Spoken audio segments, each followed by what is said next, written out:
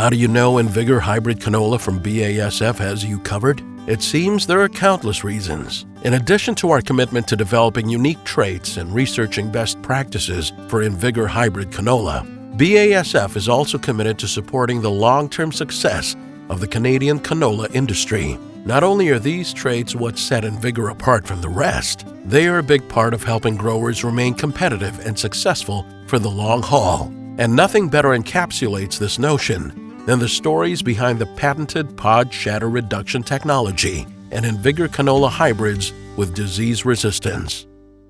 The way canola is grown for our growers has changed a lot. Rotations have changed, management, fertilizer usage, and all due to traits like increased hybrid yield, herbicide tolerance, pod shatter reduction, and new disease tolerances in specialty oils.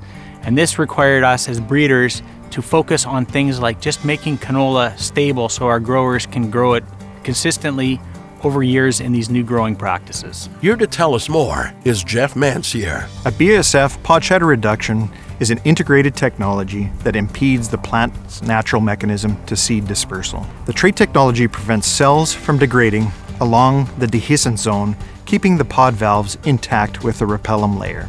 One of the most important parts in the selection is to identify the correct expression. In different backgrounds, too much expression can actually create an unharvestable crop. In the case of pod drop, pod shatter and pod drop are two separate mechanisms. They are selected, or we do select for them and evaluate them separately. But ultimately, for the grower, it is important in the performance of their pod shatter tolerant hybrid. Pod drop refers to the separation of the entire intact pod from the stem or the raceme. Pod shatter reduction benefits the growers. It allows the crop to achieve full morphological maturity, allowing the seed to fully develop. This really allows 100% yield potential achieved.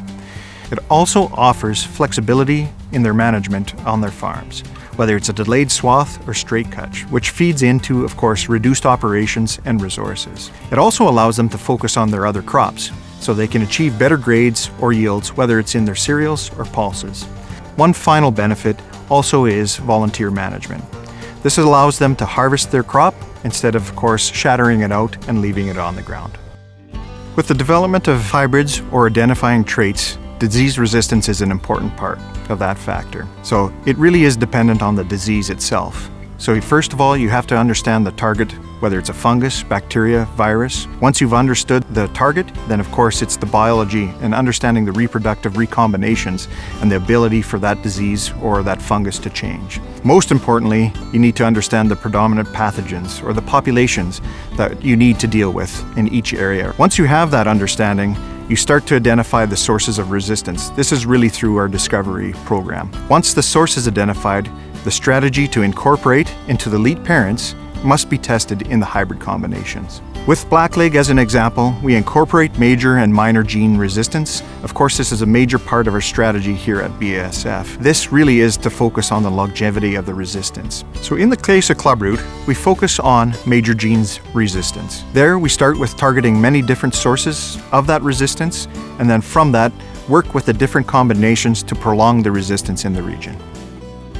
When it comes to the innovations that we are most proud of, it ultimately does come down to the acceptance and the uptake of the products. Not just the trait itself, but the full package.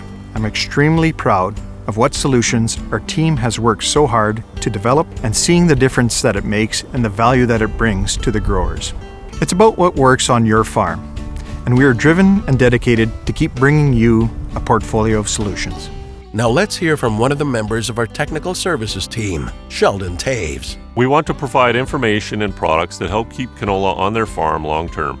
That's why we educate and recommend using an integrated pest management or IPM strategy. It might look a little different depending on the disease or insect you're managing, but there are some consistent factors. A successful IPM program should have prevention, using practices to help reduce the severity of the pests or prevent buildup, such as crop rotation, monitoring and forecasting, using scouting and determining an action if required to manage the pests, intervention, actions to help reduce the impact, such as using pesticides or genetics, and record keeping to help with effective planning. At BASF, we're proud to support InVigor growers by providing new traits and evolving best practice recommendations. Together, we can ensure that the Canadian canola industry remains strong for many years to come. BASF, we create chemistry.